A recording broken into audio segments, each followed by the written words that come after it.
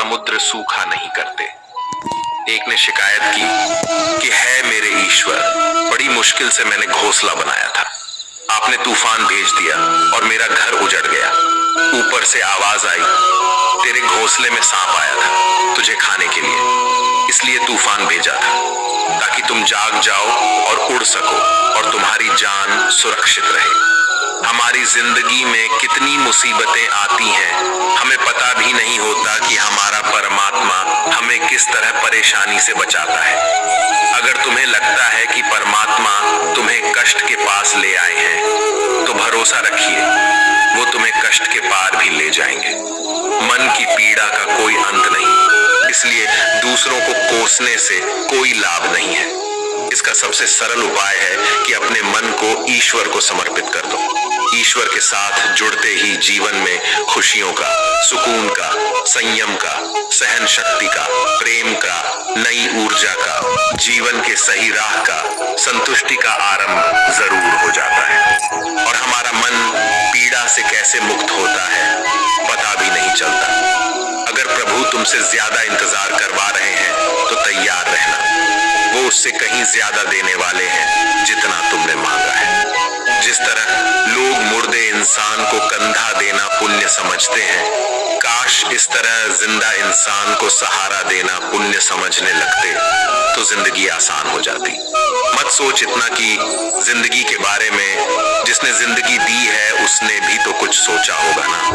आपका बीता हुआ कल भले ही कष्टों से भरा हुआ हो, पर आने वाला कल आपके हाथों में है।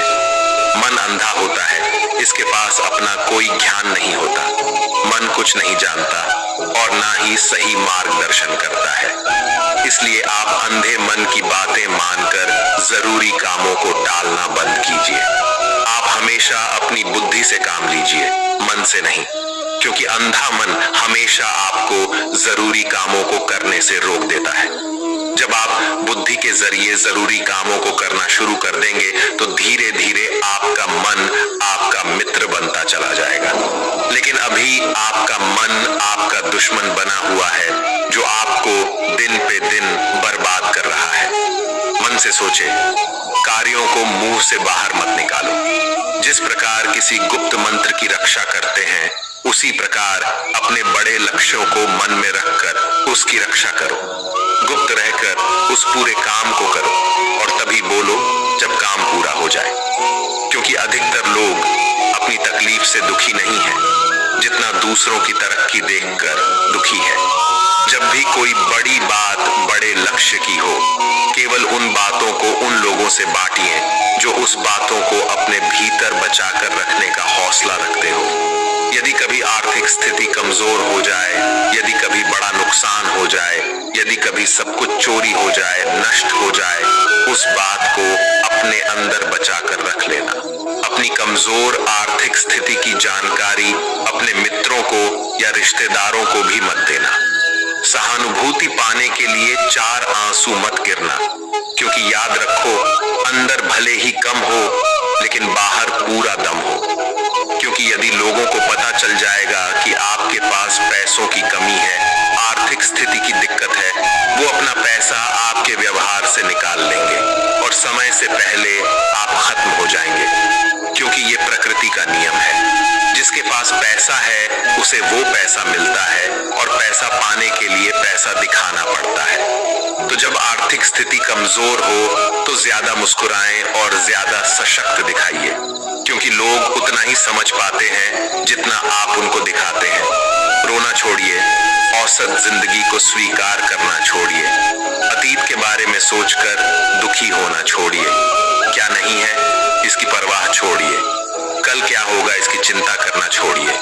एक बात हमेशा याद रखें, पहले तो किसी मित्र पर विश्वास ना करें।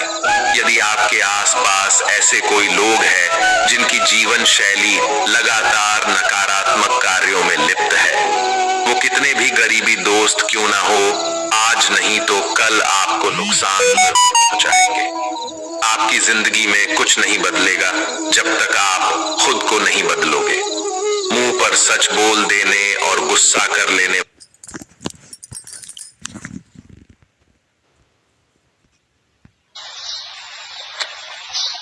एक ही अज्ञान है।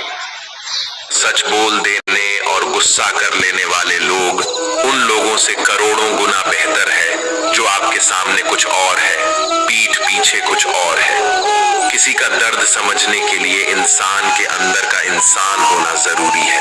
कौवा कोयल की आवाज को दबा सकता है मगर खुद की आवाज मधुर नहीं बना सकता। उसी तरह निंदा करने वाला व्यक्ति सज्जन को बदनाम कर सकता है मगर खुद सज्जन नहीं बन सकता। अगर अकेलापन है तो उसे एक वरदान समझो, क्योंकि परमात्मा ने तुम्हें खुद में सुधार लाने का थोड़ा अधिक समय दे दिया है। अकेले रहने का आनंद लेना सीखे, क्योंकि कोई भी हमेशा के लिए आपके साथ नहीं रहेगा। वक्त की एक आदत बहुत अच्छी है, जैसा भी हो गुजर जाता है।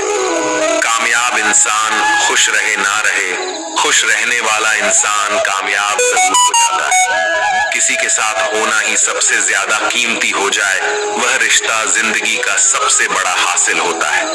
जब सुखी हो तो भगवान को मत भूलना, और जब दुखी हो तो भगवान पर विश्वास रखना। उन्हें छोड़ देना उचित है जो आपके होने का मूल्य नहीं जानते। यदि जगत में प्रत्येक कार्य मनुष्य द्वारा संभव होता तो मेरा अस्तित्व ही नहीं होता। जहां से तुम्हारे रत्नों का अंत होता है वहीं से मेरा अर्थात ईश्वर का कार्य प्रारंभ होता है। बच्चा क्या खाएगा, क्या पिएगा, क्या पहनेगा, इसका ध्यान बच्चा नहीं उसकी माँ रखती है। हमें क्या देना है और क्या नहीं देना है स्वयं भगवान देखते हैं। झूठ और दिखावे की रफ्तार कितनी भी तेज हो, पर मंजिल तक केवल सच ही पहुंचता है। लोग रंग बदलते हैं, मुरली वाला वक्त बदल देता है। मन एक सुंदर सेवक और खतरनाक स्वामी है।